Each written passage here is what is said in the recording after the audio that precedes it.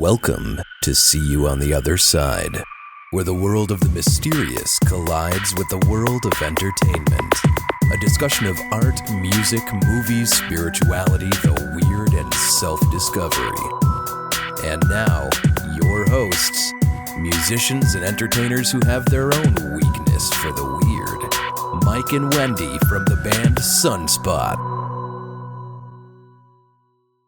Hey, we're back. That's right. How's it going, Mike? It's going pretty good today, I have to say. On days when I'm having technical difficulties and things are exploding, I have to be grateful for the fact that I'm alive and I'm healthy, and then you realize that everything is pretty good. It is. And I mean, we do have technical problems sometimes, but consider the fact that we have our own studios, you know? Like, right, it's possible incredible in this day and age to do this. It's wonderful. No, I mean, just the fact that since I was having computer trouble, I can just go attach a microphone to my phone and record blows my mind. That's just incredible. You know, when I think about renting a 4-track. So a 4-track recorder, everybody, is when you take a tape, like an old cassette tape, and then you can split the tape into 4 different tracks that you can record on, and actually it's both sides of the tape are those tracks. Anyway, that used to be super expensive. We used to rent them in high school to go record on and stuff, and now you have unlimited amount of tracks in your phone. Right, and then you'd go over to Fred and Wilma's and play the song for them. Right, and it was hard because their dinosaur who answered the door didn't like me, so they didn't always let me in. Yeah. Anyway, so right, it's a good reminder to stay grateful and thoughtful and enjoy life for what it is. So I am doing just fine. Here. All right, great. And the weekend's already passed. That went by very quickly, and summer is dwindling. Yeah. We've got Labor Day weekend coming up this weekend, so... Everybody's excited about... What do you do for... I mean, everybody has like barbecues on Labor Day, right? And then you wear white for the last time in the season. I think that's... I don't know. That's what I think do. That fashion rule might be expired by now. The last time I get my white T-shirts out is for this Labor Day. Oh, no. So do you have a long run? Like, Wendy, so you just did like 100 miles this weekend, right? Yeah. Well, actually, this weekend I ran 19 miles, so my longest run yet. Okay. But I realized that last weekend I crossed the 500-mile mark for this year. So hey, that's exciting. I didn't notice that until far after the fact, but it was exciting. It also reminds me that I should probably get some new shoes. Yes, they say the 500-mile is usually time to get new shoes. I found that you can stretch it out to like 800, but then when they go. Like you don't have it. It's not just like a little rip. It's no like warning. you lose your shoe in the middle of the run. You're like, that's it. Yeah, but so 19 miles, and it's a new experience every weekend, getting to discover which part of my body is going to fall apart. Yes. This time it was my right hip and my right bottom of my foot, but it's cool. I can still walk, and hopefully in time for the next long run, I'll be feeling like Wonder Woman again. So. Right, and so just be careful with the hips. Yeah. Oh, yeah. That's the dangerous part. And you know, when you get to be my age, Wendy, anything bad happens to your hip, you need a replacement. Okay, let's not go that far. No, let's not. So anyway, that's exciting. So you got your running in. I finished Stranger Things this weekend. Oh yeah, you said you've been enjoying that one, and I have yet to watch it. I would hardly recommend it, especially people who enjoy this show are going to enjoy all the weirdness on Stranger Things. And if you grew up in the 1980s, you'll like it especially. Cool. I think a lot of people our age particularly liked it because it was that whole they're like, well, you know, I remember all that stuff. And nostalgia. It is. I mean, some of it you can tell, like, there's no way that a kid in like 1983 Indiana would have heard the Smiths by that point. So there's some things where it's like, oh, come on, there's no way that he'd have heard the Smiths. Because there was just no place to get that stuff in the middle of Indiana in 1980. Nice. But I appreciate what they were trying to do. And so I'd recommend that to everybody. It's the sci-fi sensation of the summer. All right. Well, I'm going to check that out next in my queue. I'm still, this is embarrassing, but I'm still trying to get my way through Mad Men.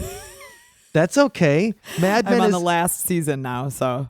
Mad Men is like a fine wine. Like you should enjoy it slowly. Like, yeah. You know, chugging is for Miller Lite. Mad Men is like a good drink that you want to enjoy every little bit. Yeah, and I'm enjoying it, but the next series that I'm going to dive into will be Stranger Things, so yes, I look forward to that. I think you'll dig it the most. In the words of Jules Winfield from Pulp Fiction, oh man, you dig it the most. All right. Other exciting news. Yes. We've got another Patreon community member. Another Patreon patron. Yes. Who is it? It's our good friend Ned, Oh, man. Ned, you're the best. a devoted friend, fan, and listener. And he's regularly commenting and emailing us about the episodes, so we know he listens. Yes. So thank you so much, Ned. We are really, really excited to have you in our Patreon community. Yes, you're a rock star, and we've also been his backing band on a couple That's of right. occasions. Broadening our horizons, playing songs with Ned. So right He's on, a talented singer and songwriter. welcome to the community, Ned. And for the rest of you, if you guys are interested in getting on the Patreon fun, which is where you can suggest topics and talk and get to be part of a community for See You on the Other Side, the address is othersidepodcast.com/donate is where you can become part of the community too. And we'd love to welcome you. We sure would. We'd love to say your name next week, along with our good friend Ned.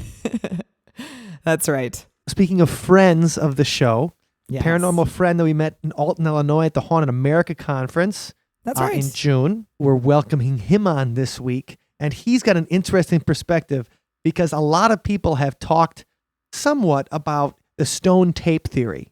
Right. And we're going to go into what the stone tape theory is inside the episode. Yes. And we'll talk a little bit more about it. But very few people have actually done some scientific exploration of what the stone tape theory could be. And that's what we talked to about with Timothy Yohe, paranormal investigator from St. Louis, Mo. All right. Let's hear what he has to say. We're with author and paranormal researcher Timothy Yohe, who we met at the Haunted America Conference in Alton, Illinois, just a couple of months ago for the 20th anniversary of the Haunted America Conference. Welcome to the show, Tim. How you doing? I'm doing great. Thank you, Mike. I'm great to be here. And you're in the St. Louis area, right? Yes, actually, in the city of St. Louis. Okay, so you guys having a nice summer there so far? It is. It's been rainy and cool, but, you take the good with the bad, so it's been pretty good so far. All right, good. Not too hot either. But we're not interested in the weather here. We're interested in the paranormal. So what do you consider your paranormal expertise, would you say? I love research, and that's Okay. probably my expertise. I love to do investigations as well, but I find you kind of get the same stuff. You have your apparitions, you have your voices, your footsteps, and you have a lot of your, common things that happen with investigators. And I love to follow groups, as I will a lot on Twitter and a lot of different areas of the country. But I like to get into more of an understanding of it and perhaps even more the scientific aspects of it to explain why are you hearing these sounds? Why are you hearing these footsteps? And Okay. And so you run the Paranormal Insights website and newsletter. I do, yes. I also have another site, which is paranormalentanglement.com. I run that as well. Okay. And so what can people find on those sites? Paranormal Insights is more from a paranormal perspective, where I kind of present some unique perspectives because I wanted to do something different. A lot of people write about locations or write about, poltergeists or whatever, but I wanted to do something different. The logo for my site is lowering the veil to see what's on the other side. And so I try to present some unique perspectives to do that. Okay. And what's Paranormal Entanglement about? That one is more from a scientific aspect, where I try to dig into some of our current theories and understandings of science and draw some conclusions and, put some lines between the two, between the paranormal and science, to see if we can explain some of these things, so that the paranormal world is not so much theory, but we can say, yes, this is why this happens. Okay. And so that paranormal entanglement is probably inspired by the quantum entanglement It is, kind yes. of thing. And that's, yes, and Albert Einstein called that what? Spooky action at a distance? this is true, yes. It is a very unusual phenomenon, but there's a lot of different laws that I'm learning attached to that. Okay. That we've never known in the history of mankind, really, until now. I think our Hadron Collider, I forget where it's at, but that's really revealing, on a very minuscule level, how life works. And I think by understanding that, we can help understand the paranormal. If it doesn't create a black hole and suck us all in before, Yes, it's some Stephen Hawking there. Okay, so now that people know where to find you and what kind of paranormal stuff you do, let's start with, how did you get interested in this field in the first place? I had my first experience when I was around 17 years old. I'm originally from Canton, Ohio. Okay. And a friend of mine, we used to walk around the cemeteries a lot. And one day we stumbled on this full-bodied apparition. It was an old man in a robe, and he kind of glowed sort of this bluish gray color. Like a monk's robe? Yes. Okay, so it's not like a bathrobe. No. It wasn't just like an old dude in the bathroom who wandered into the cemetery. No, it was not some creeper. It was an actual spirit. You could see through it. It was an amazing experience. And he turned and looked at us when we came around the corner, and I was just shocked. Of course, we took off running because it scared the hell out of us. And we kind of did some research later, and we figured out that probably that was a gatekeeper. They're common in every cemetery. There's somebody to kind of watch over the area. Okay, now that's interesting. I haven't heard about that too much before. So what's a gatekeeper? I don't know who really appoints them. Maybe they're self-appointed. They're just kind of spirits who keep an eye on things. And I don't know. I've read about it. It could simply be legend, but sure. I saw a guy that looked, it seemed like he fit the description. So for me, it seems to be a reality. That's interesting, like a gatekeeper spirit inside of a cemetery. It's funny what that makes me think of. There's a Peter Jackson movie, about 20 years old now, called The Frighteners. Okay. And in The Frighteners, Michael J. Fox plays a character that can see ghosts and dead people, but he also runs a medium / clearing, he'll clear buildings and stuff for people. Huh. And there's a scene in the cemetery that has the R. Lee Ermey, the drill instructor from Full Metal Jacket. Okay. And he's playing a drill instructor that's like lording over the cemetery. Like it's the spiritual drill, like a drill inspector ghost who's telling people where to go and what to do and how they come in and out of the cemetery. And so it's funny that you say that because they had a gatekeeper type ghost character in that film, The Frighteners. Wow. Well, yeah, I'm going to have to check that out now. I have not seen that yet. That's great. Yeah, this is before he did The Hobbit and everything, but it's a fun movie. And so I recommend it. Okay, cool. I did have a little piece for, this is Westlawn Cemetery in Canton, Ohio. Okay. And through all of my research, I discovered, and actually a few years ago, I went back there and I found the gravestone of Frankenstein. It is tied to a legend that back in Germany, Victor Frankenstein his grave was being ransacked all the time. So he contacted somebody here in Ohio and had the body shipped to that cemetery. Interesting. You mean Frankenstein? Frankenstein, yes, the very same. Nice. So that was a little quick aside. No, and that's fun. So 17, so you guys, a lot of us in high school did the quote unquote legend tripping. Like you go to a place that has a paranormal story involved and you go check it out and it was a lot of fun. And sometimes you'd see something a little weird or hear some noises, but you and your friends saw the full body apparition. Yes. That would make me a believer right there. Like, hey, there you go. There it is. I was convinced at that point. Absolutely. And so did this kind of light a fire in you? Like, what was your next thought when you're like, okay, I was always into this stuff. I wanted to check it out, and I always wanted to see something. There it was. Well, I saw a real ghost. What do I do next? What happens next? Well, it's kind of just reading about it from that point, but we'll fast forward a few years. Okay. And I had heard about a place called Molly Stark Hospital, which is kind of in the Louisville, Ravenna area, Ohio.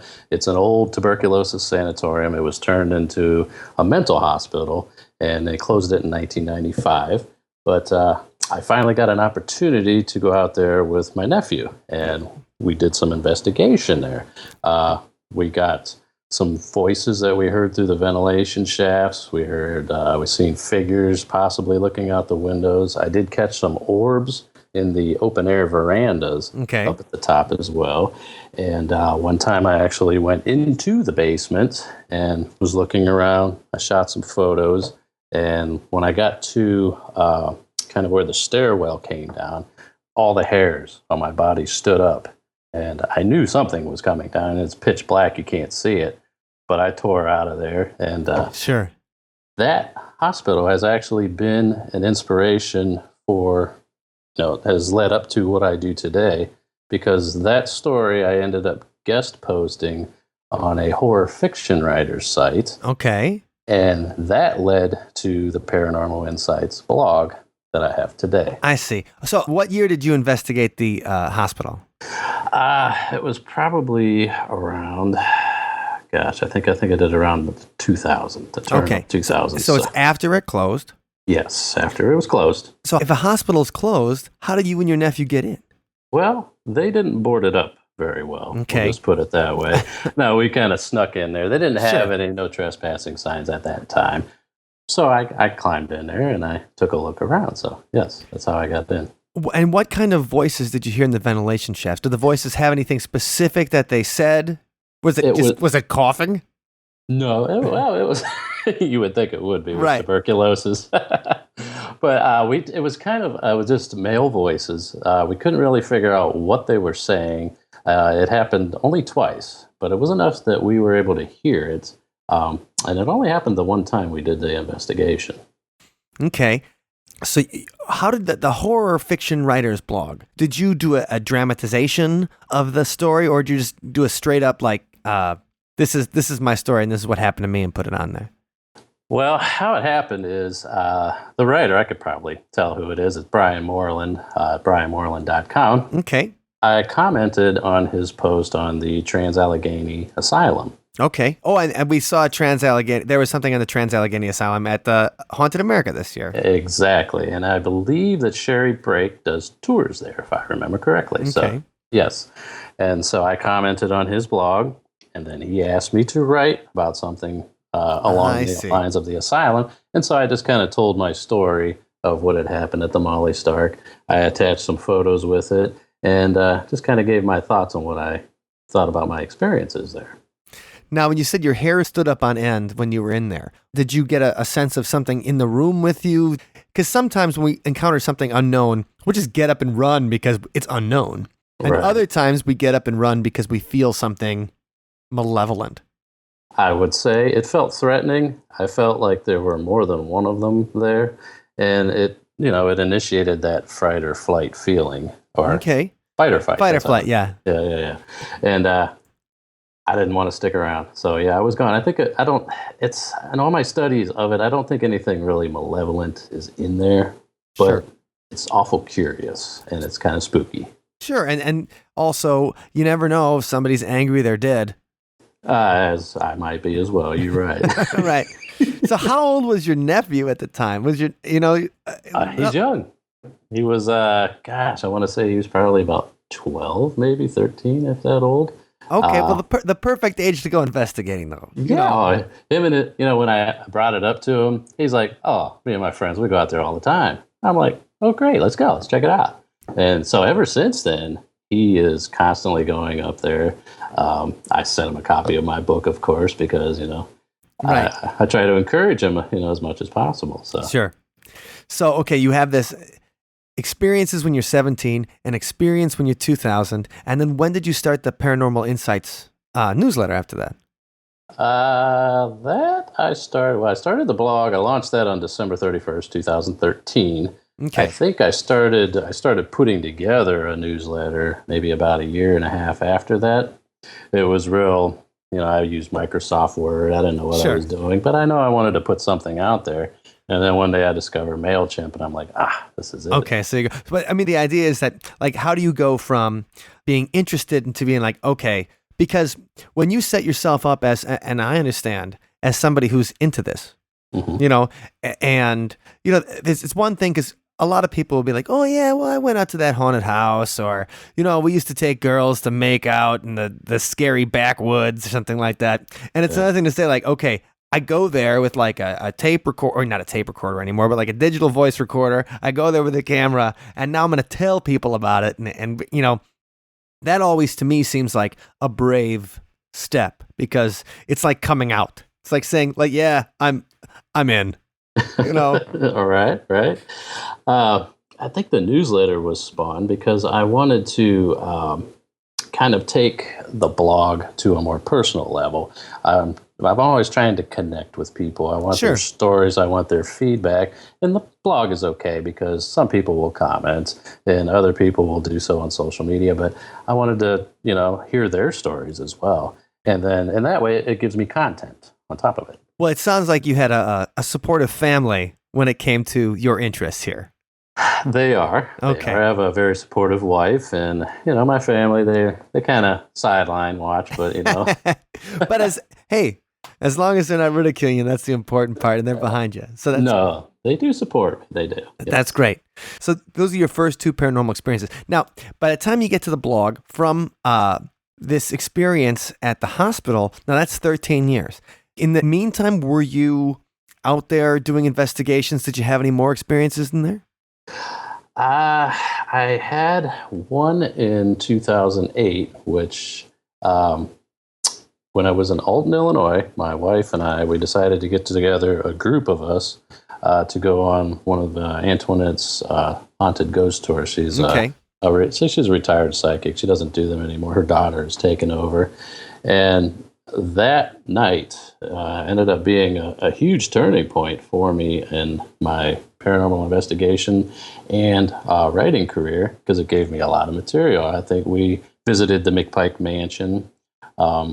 We went down into the wine cellar down there, and we got to experience that. And that was absolutely amazing because you sit in chairs in like a half circle. Okay. They slam the big cast iron door shut. You're locked in. You ain't getting out because there's one way in and one way out. Right. All the lights are out, and you could see blue and red flashes of light in there.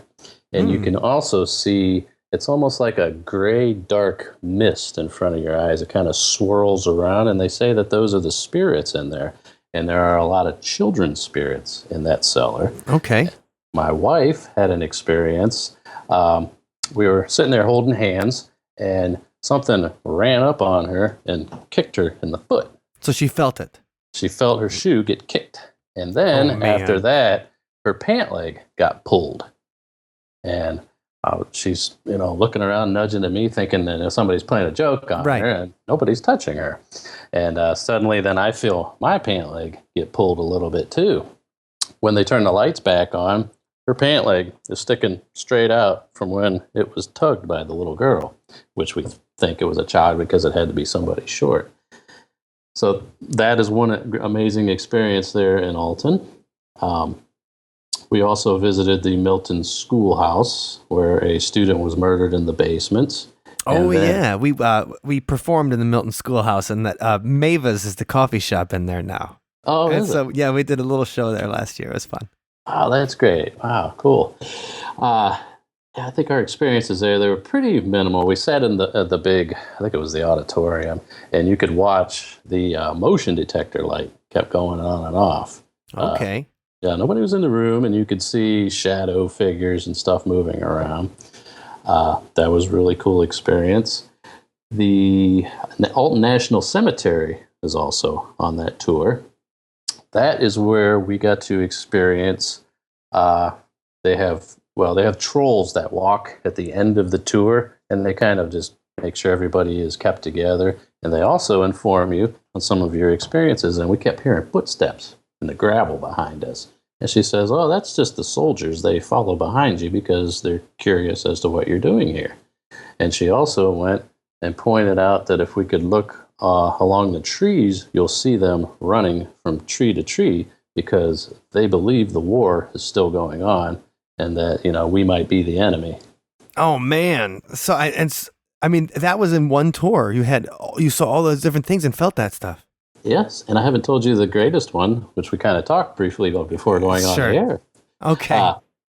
But yeah, the residential home where there was supposed to be a little girl there in the house, and the story of my wife who was pregnant at the time, and we didn't know that our daughter Hannah had passed away in the womb from trisomy 13, which is like a genetic disorder. Okay. But she attracted a lot of attention in that house as well. So again, that was a big night for us in the paranormal realm. So if you don't mind me asking, what kind of attention? Was it like, did you guys see anything, or was it feeling something, or like pokes, or what did you guys feel?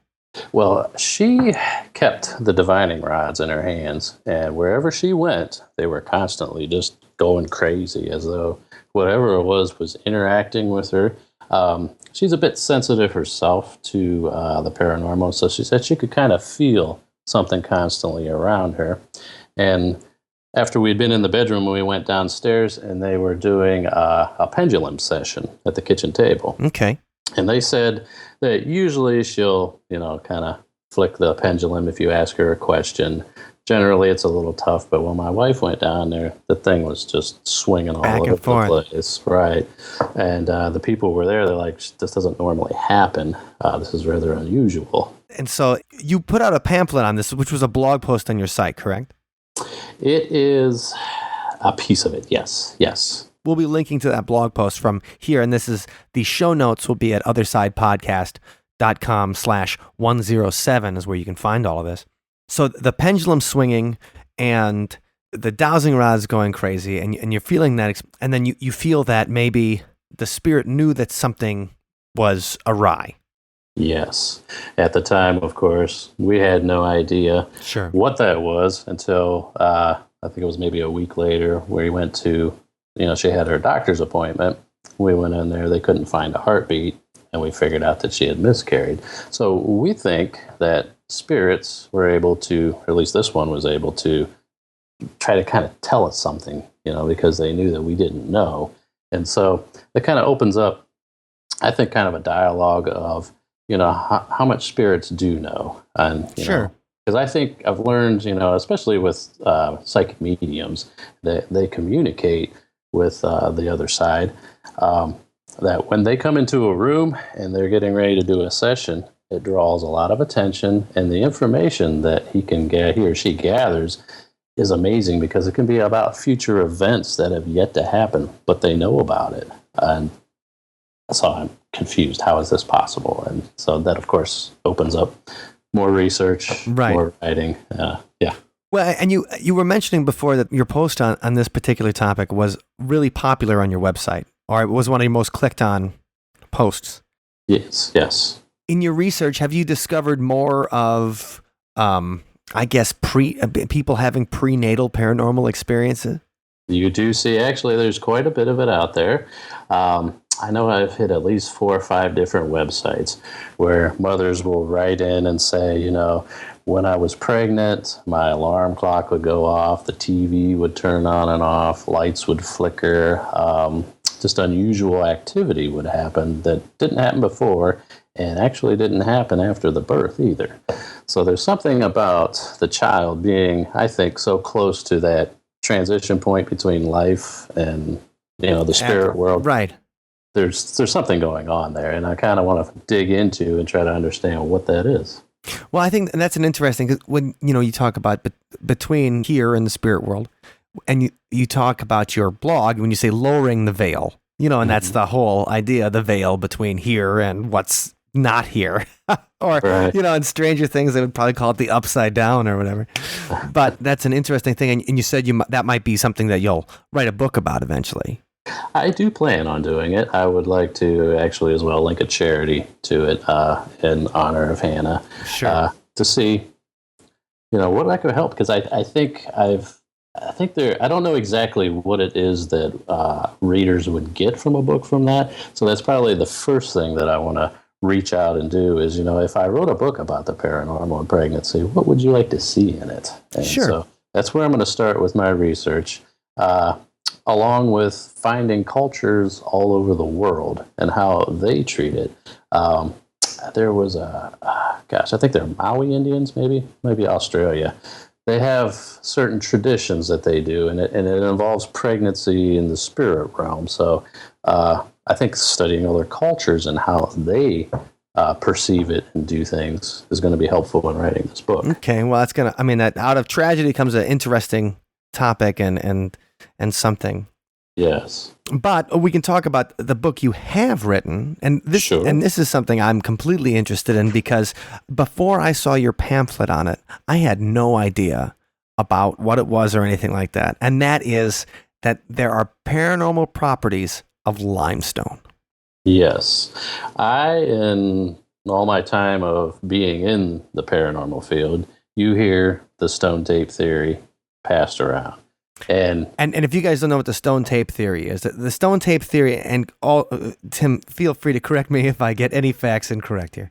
The stone tape theory is the idea that stone can record visual events, things that happen there, like grooves in vinyl in a record. And under the right conditions, that will get replayed like you would play a record under a needle. And those grooves are what records the sound. In the stone, there is something in the physical properties of it that record the visual event. And when the right conditions happen and it replays, like we used to play LPs around the record player, that would be what we would consider like a haunting experience. you got it. That's it. And the interesting thing is, and you use the right language. I like that, the record. And I say that for a reason, because the man who originally presented the idea, Thomas Charles Lethbridge, he's from the United Kingdom, back in the 1970s, it was back in the days of cassette tapes. And so when he tried to present this theory, people would go, oh, well, you can't record something like that because stone can't record like a cassette tape. Right. What I've tried to do is take his thinking and actually find the way that it can do that. And I present some theories in the book. First of all, how can it record? So basically, we're looking at probably three different kinds of energies: electromagnetic fields, we're looking at psychic energies, and emotional ones. So they're kind of tied together a little bit. Sure. From let's see, some of the things, you talked about the residual hauntings.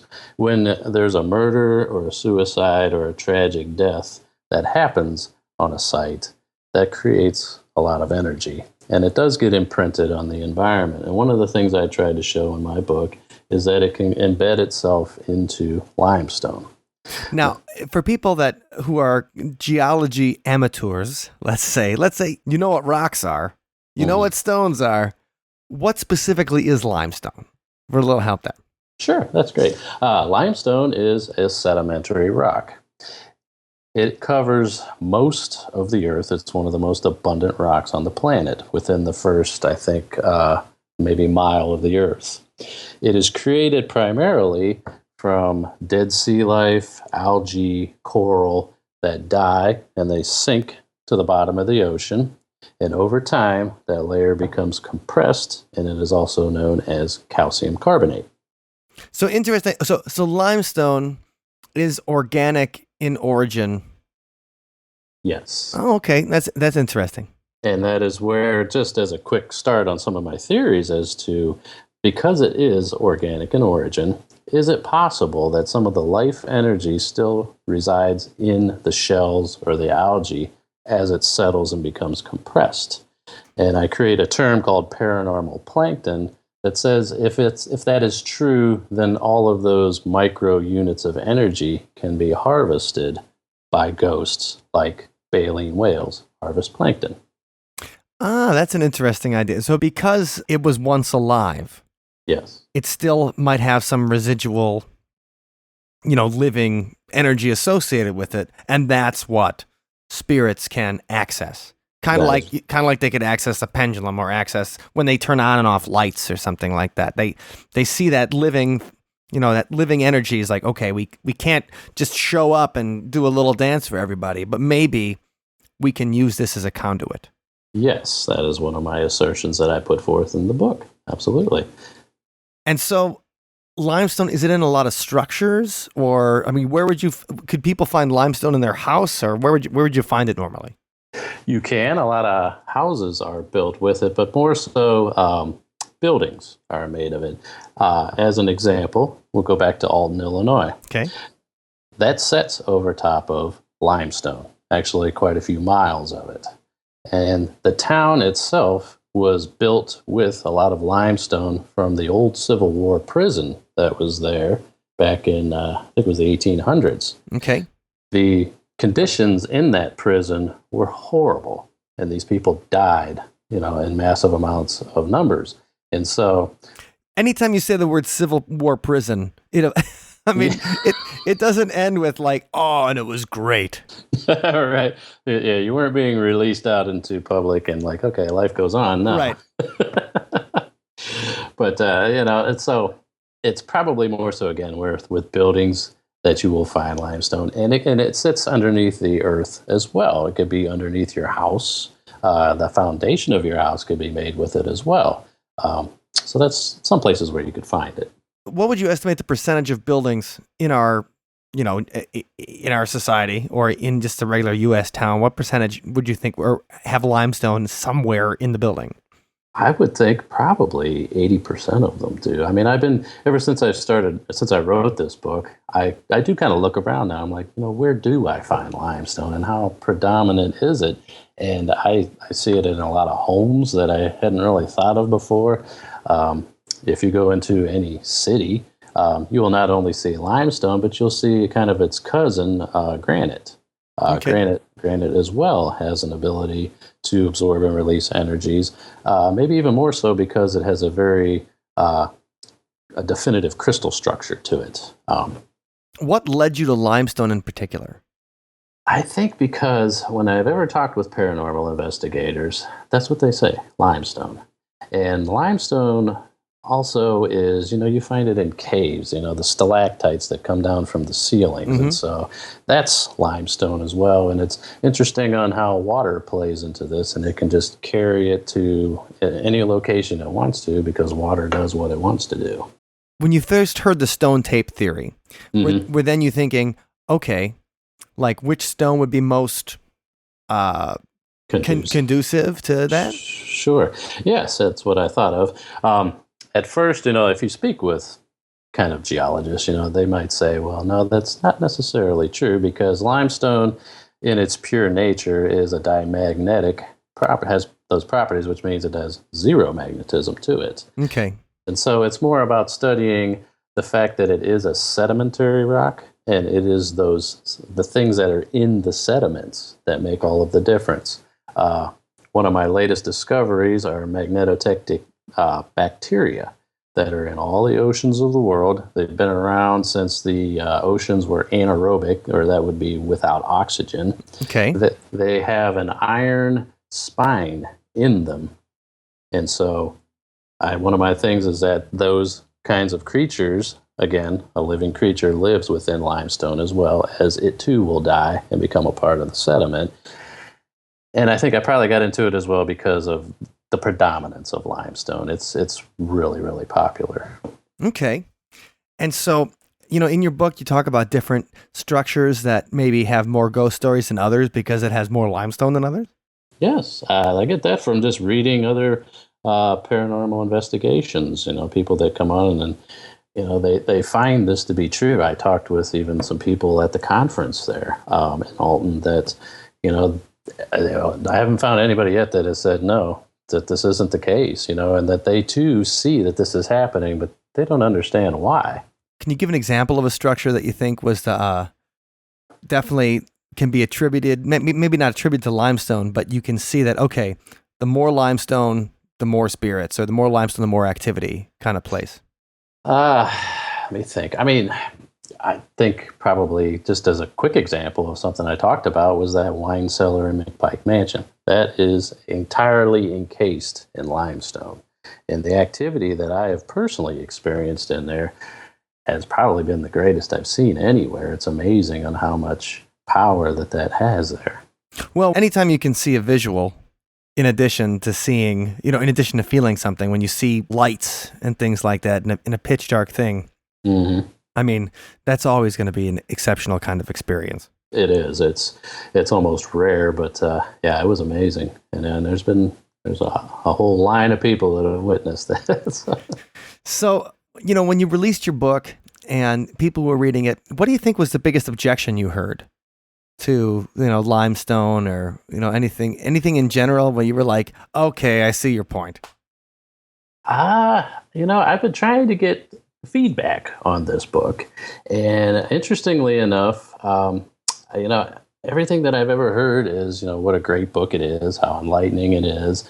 And I hope that I had written it in as much of a layperson's term as I possibly could so that they could understand it. I haven't found anybody yet that has really disputed any of the information in it, because I would like to continue the dialogues, and if they see something, that may not necessarily be true, I'd love to address that, because I want to present something authentic. I'm not trying to be some fly-by-night dude trying to sell you some crap. I do have a guy who is a geologist who is apparently looking at it, and so I'm curious if I will hear back from him to kind of get some real feedback from the scientific community. Are some of these ideas, can it possibly be true?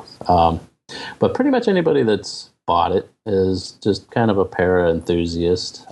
They, like I have, they've heard about this theory, and so they kind of want to see my take on it. So thus far, I've gotten positive reviews.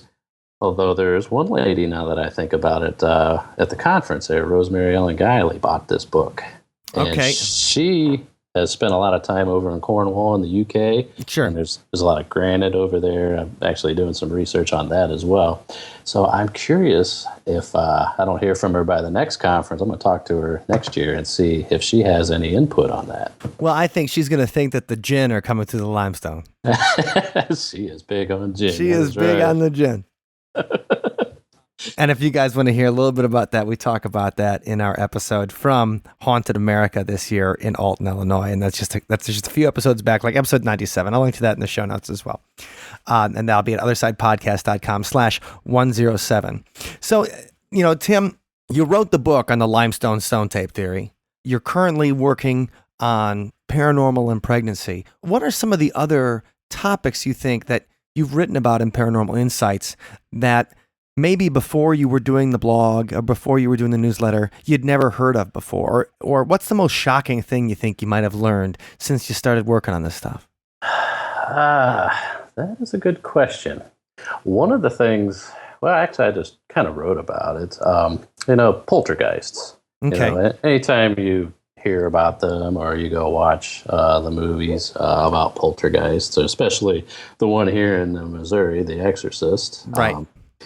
It talks a lot about, stuff being thrown around and all this crazy stuff going on. And I've been kind of trying to research into the scientific part of that, where recurring spontaneous psychokinesis is actually the human mind is able to do those things. It usually happens with adolescents and teenagers who are either living in a very distressed environment or who have been impacted majorly by an event in their lives. And so in a matter of understanding the paranormal, I think we need to kind of understand the parapsychology too. And so I'm kind of heading in that direction. And I think that's an interesting thing you say when you talk about psychokinesis. Now, because of Star Wars, I think when we all grew up, we'd all try to, remember that part in Empire Strikes Back where Luke is hanging upside down and he's in the Wampa's cave. And his lightsaber, is just beyond his reach, and he's hung upside down, but he was able to use the Force to grab. So I think we've all tried to perform psychokinesis when we were kids. You'd look at a pencil across the room and be like, "Come, use the Force. Come to me, pencil." And I know I did. Oh, I did too. And right, so you try to use your psychic powers, try to use your mind bullets to get it. Now, but also the idea that a lot of these poltergeists are a result of a crazy amount of psychic energy coming from the turbulent. I mean, everybody's lives are kind of turbulent when they're a teenager. Everybody's a little crazy.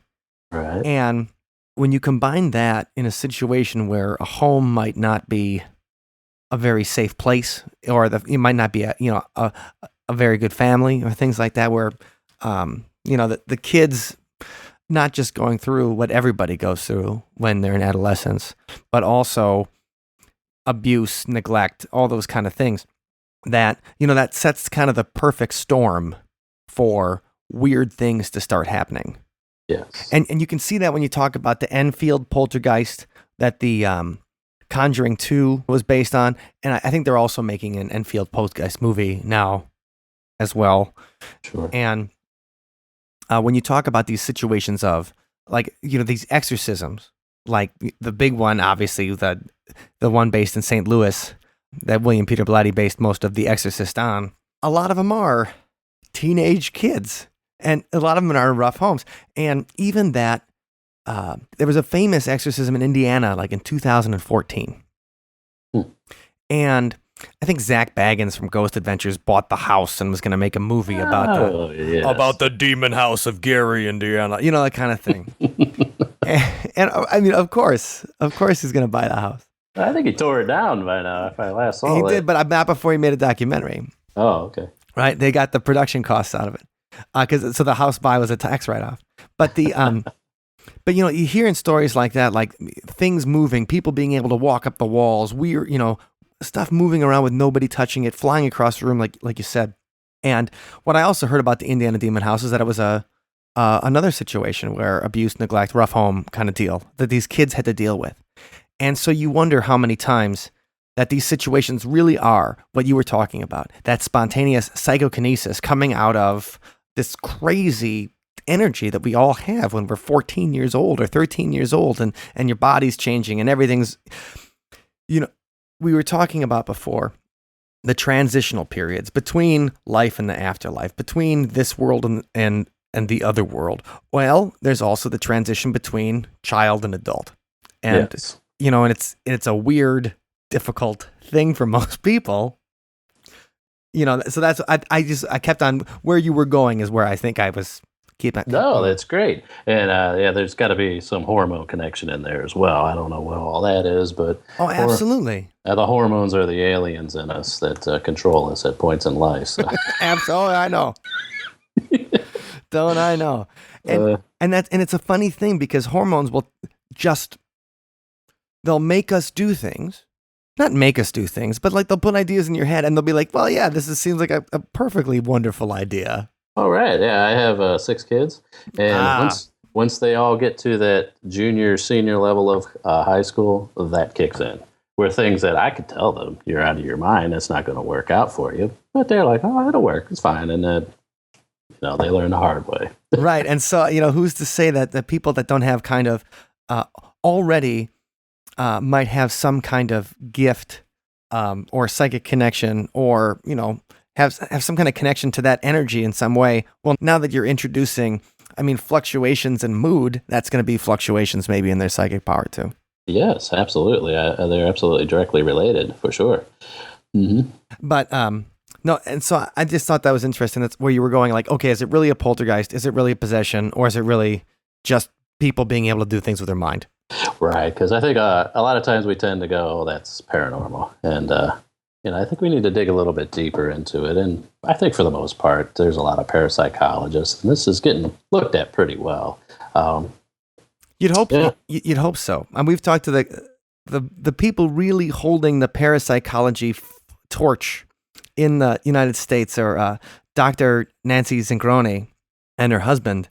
And, it's funny that she was saying, it was like, well, if you want to become a parapsychologist, what's the best way to do it? And she's like, well, study something else and then come to parapsychology from the side. She's like, when you go to college for, if you're into psychology, if you're into psychiatry, if you're into something more mainstream, learn the experimental, learn how to perform experiments, learn the method.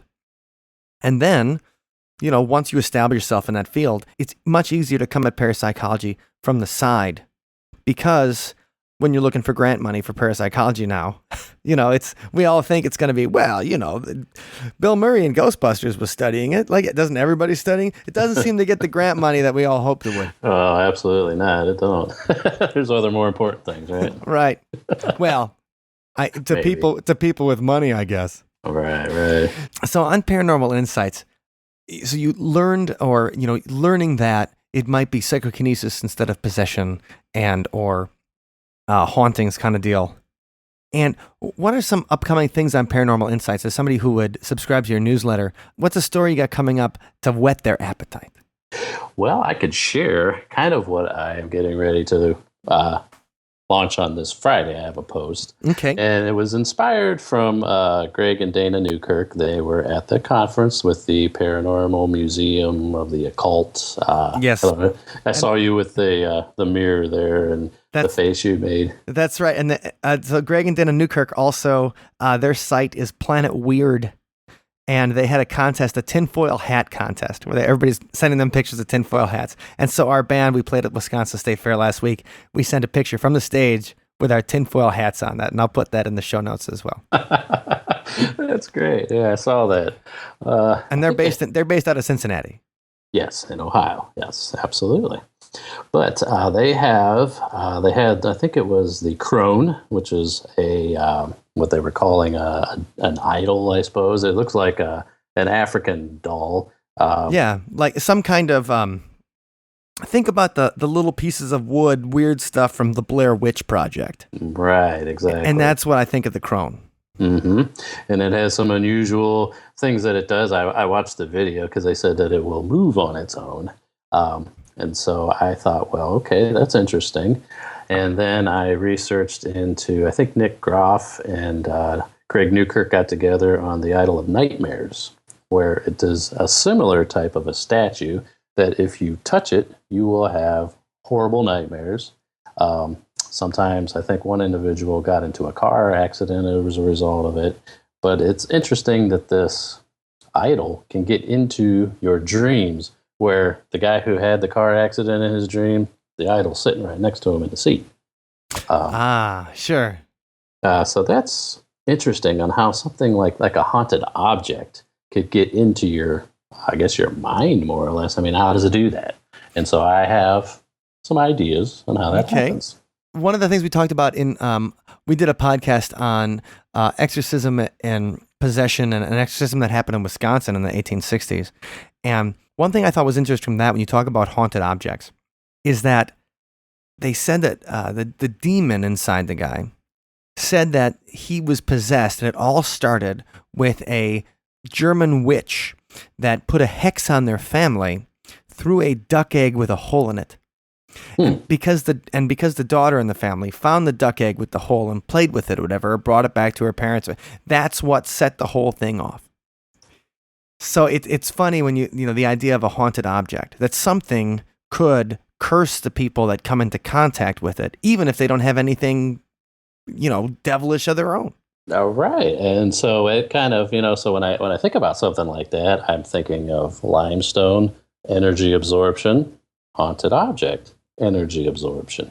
And so making that connection is, kind of one leading to another. I hope to be able to try to understand. I mean, seems so it's probably one of the most, I don't know, I can't even begin to understand how that could happen. Right. And so because that is so amazingly odd, I want to know why. Right. Well, the idea that certain objects might have the receptivity or be able to be some kind of psychic energy receptacle. Like when we talk about the stone tape theory and the psychic energy in the wall or in the floor or anything like that. I remember I'm the founder of a ghost tour here in Madison, Wisconsin.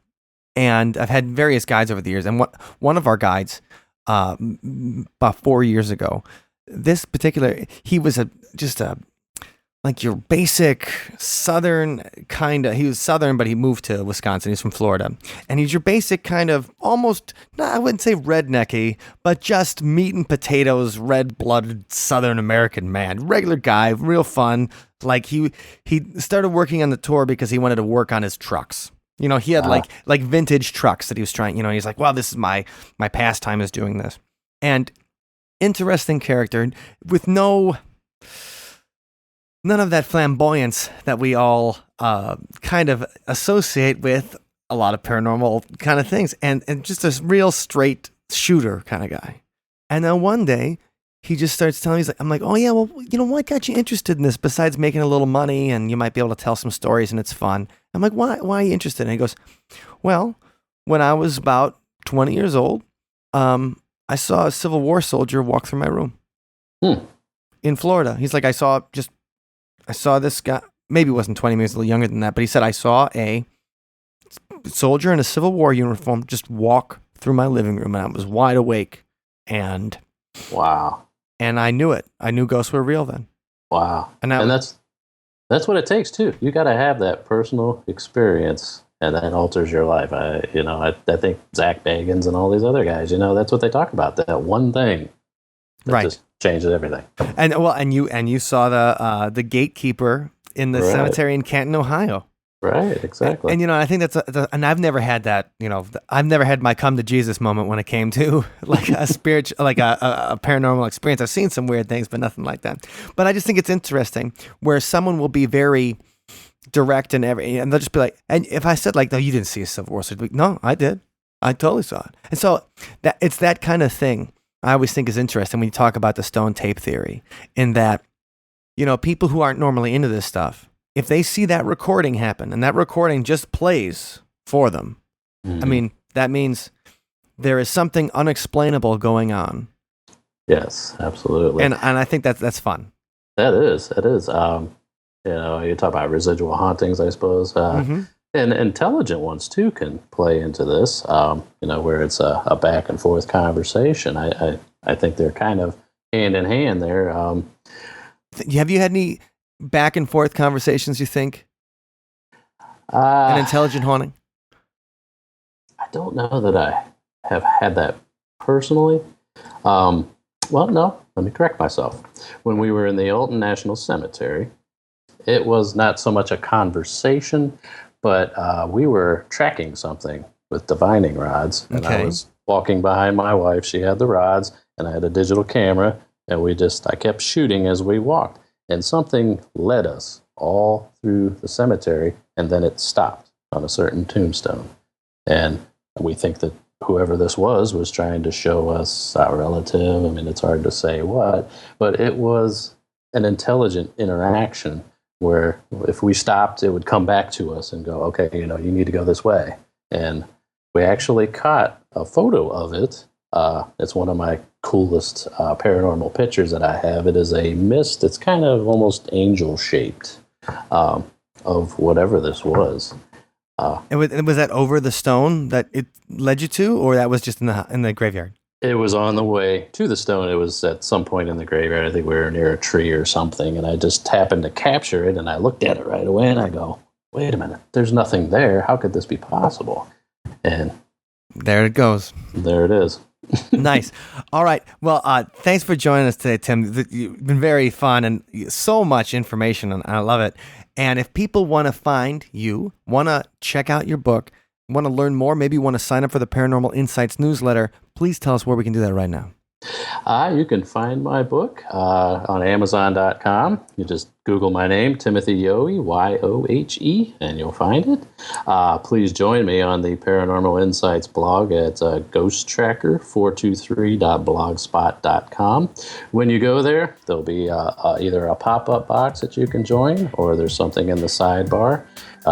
You can find my social media links. I'm literally everywhere. And I also want you to join me on paranormalentanglement.com. I just published an article on there about the nocebo effect. So you might want to see what that has to do with the paranormal. Okay, we'll link that. You can find that in the show notes too at othersidepodcast.com/107. Tim, what is the 423 in the Ghost Tracker? The 423 is intended, it was my Hannah's birth date. She was due on April 23rd, 2009. And so in honor of her, I use the 423 throughout a lot of my stuff. So that's a nice thought. It really is. Oh, all right. Thanks. Thank you, Tim. Oh, thank you, Mike. I greatly appreciate it.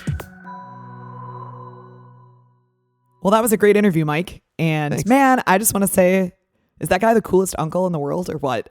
He is the coolest uncle in the world. Took his nephew to a haunted place. Yeah. Broken.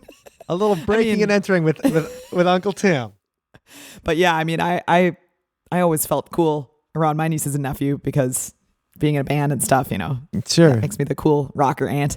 But I haven't taken them on any haunted excursions like that. So I got to say, that's pretty impressive. That's a good, that is. Now I have new ideas for things to do with my That's right. nieces and nephew. That's right. That's fun. And Tim had a lot of cool stuff to say, and I thought he got into the stone tape theory pretty well. And I'm going to put a link in the show notes to a show called Arthur C. Clarke's World of Strange Powers, and that was the first place I had heard of the stone tape theory. Wow, that was a while ago. Yeah, when I was like 6 years old. So speaking of Stranger Things and going back to the 80s, like I used to tape that show on Channel 10, the PBS station in Milwaukee, at like 11:30.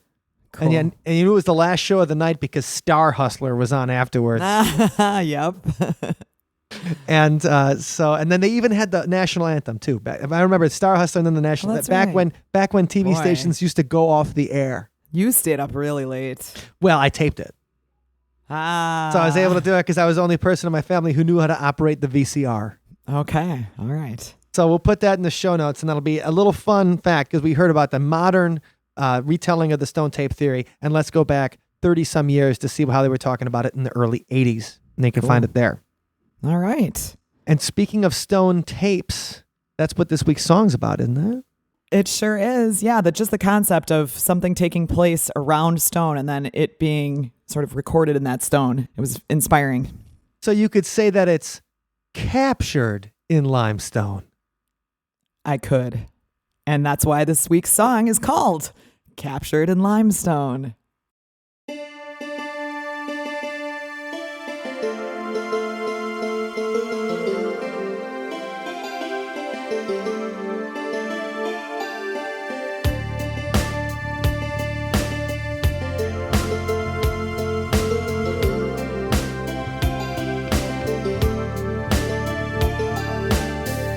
Just what happened here? Some kind of psychic sky that causes you to appear. Come back from where you are, trapped in a record, etched in an earthen cleft. That's why you never left. Trapped in a record.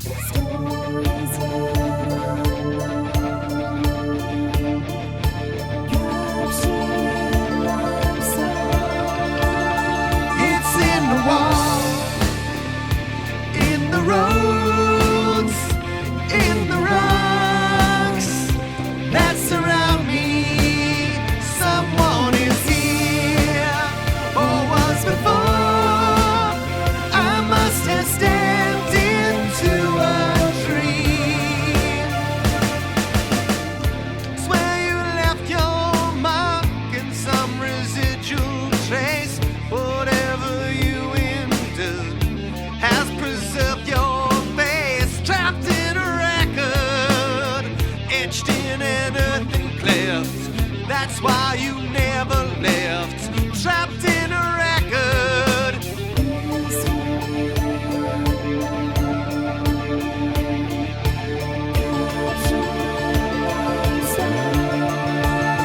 It's in the walls, in the roads, in the rocks that surround me. Someone is here, or was before. I must have stepped into a dream. It's in the walls, in the roads, in the rocks that surround me. Someone is here, or was before.